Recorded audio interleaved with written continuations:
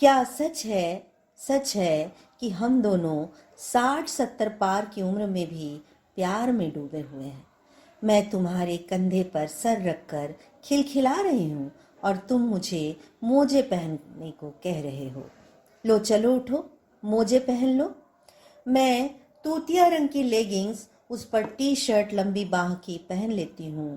तुम काले रंग का कोट ऊपर से पहना देते हो। कुछ देर बाद हम दोनों तेज कदमों से चल रहे हैं सुनसान सड़क पर। इस बार मस्त ठंड है, मैं कहती हूँ।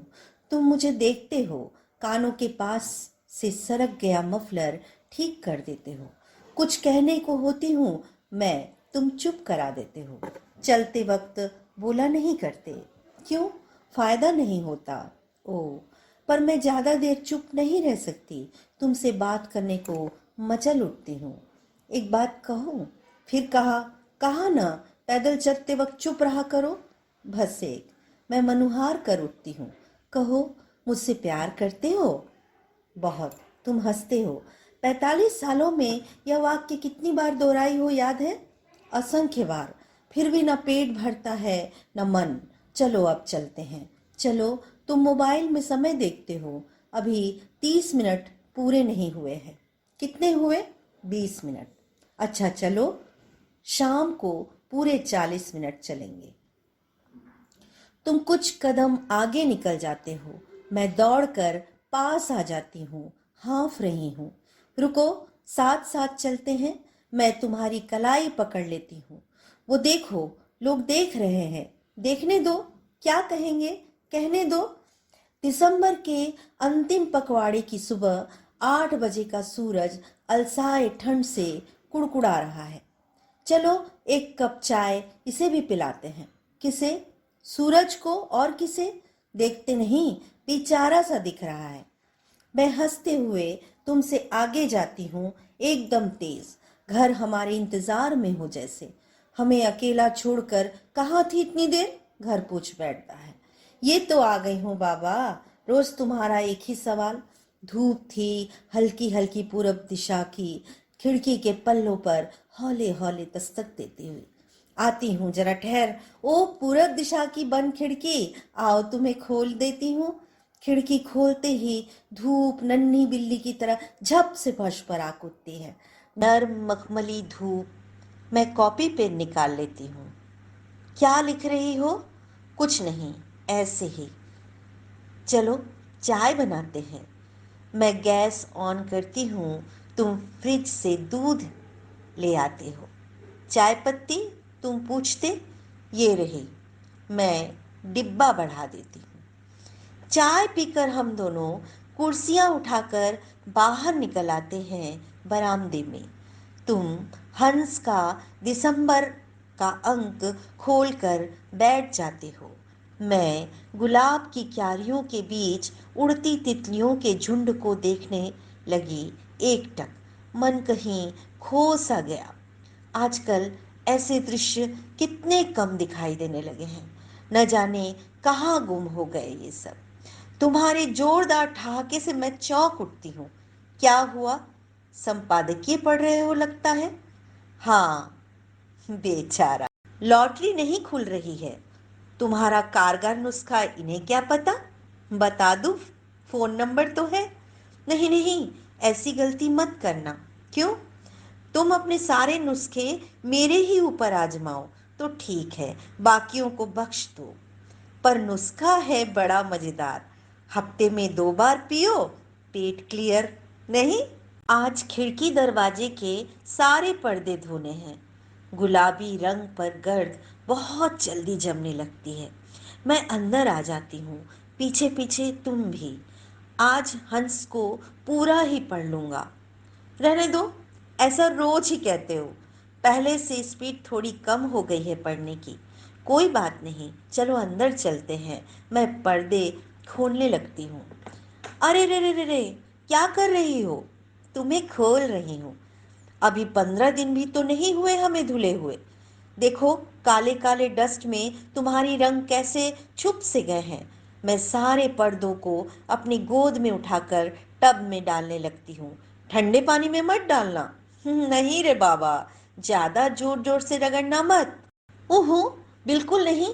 ज्यादा रगड़ने से तुम्हारा गुलाबी रंग झर नहीं जाएगा। मैं मुस्कुराती हूँ, जैसे ये पर्दे नहीं मेरे बच्चे हों। उफ, वो भी क्या दिन थे।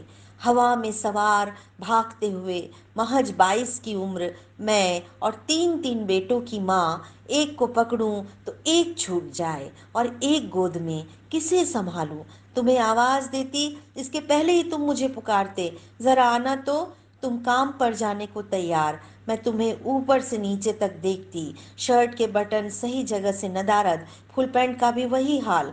अब क्या करूं, बच्चे को नीचे उतार तुम्हें सुलझाती। तुम्हारे होठ अनायास मेरे गाल तक झुक आते।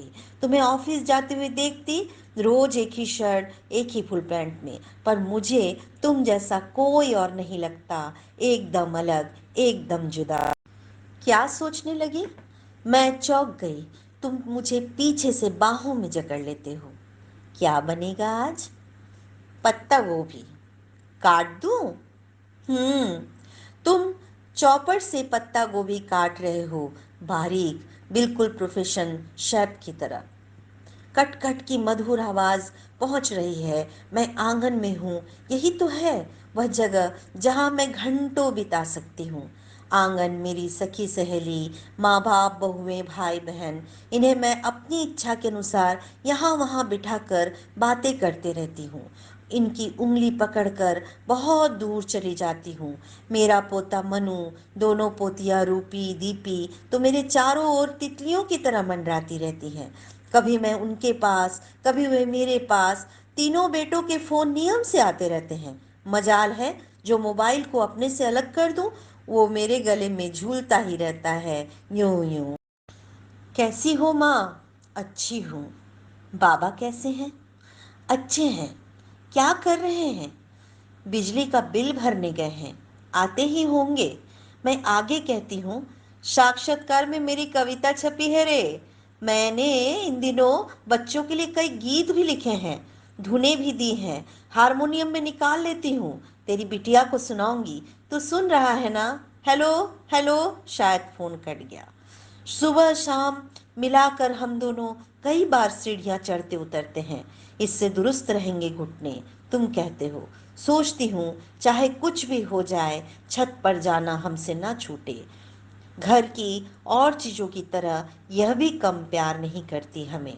उजियारी रात हो या अंधियारी, गर्मी की शाम हो या ठंड की दोपहरी, छत के साथ हमारी महफिल खूब जमती।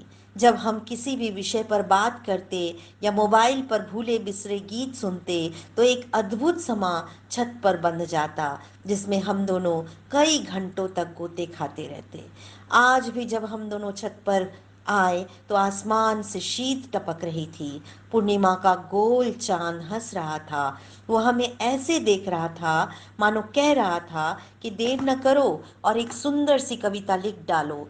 चांदनी हमें देख ठुमक पड़ी और छत के चारों कोने एक साथ बोल पड़े, इधर मेरे पास, मेरे पास। पर मैंने देखा, आज पहली बार छत का बीच वाला हिस्सा हमें पुकार रहा है, प्लीज मेरे पास आओ, आओ ना। हम दोनों वहीं जाकर खड़े हो गए। मेरा शॉल बाएं कंधे से ढुलक गया था, जिसे तुम ठीक करने लगे। फिर से एक बार मेरे अंदर वही प्रश्न, वही वाक्य हलचल मचने लगा। और एक पूरा दिन समाप्त होने से पहले, एक सुंदर और माकूल समय पर, मैंने तुमसे पूछ ही लिया, सुनो, क्या तुम मुझसे प्यार करते हो?